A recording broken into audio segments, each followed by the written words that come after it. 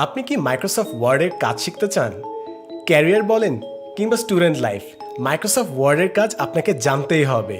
সেটা রিপোর্ট বলেন কিংবা অ্যাসাইনমেন্ট। তাই এই কোর্সে আমরা এক্সপ্লোর করব মাইক্রোসফট ওয়ার্ডের সব খুঁটিনাটি।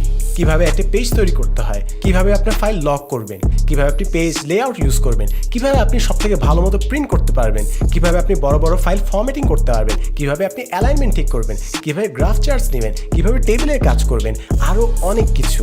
অর্থাৎ বিগিনার টু অ্যাডভান্স লেভেলে মাইক্রোসফট ওয়ার্ডের কাজ শেখার জন্য যা কিছু লাগে আমরা সব এক্সপ্লোর করব এই কোর্সের 30টিরও বেশি লেসনে।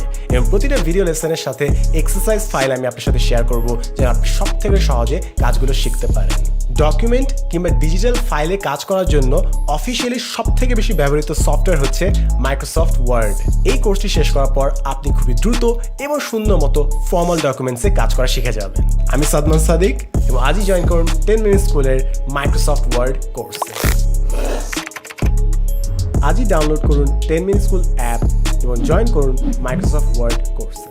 মাইক্রোসফট ওয়ার্ড কোর্সটি সম্পর্কে বিস্তারিত জানতে কল করুন 16910 নম্বরে।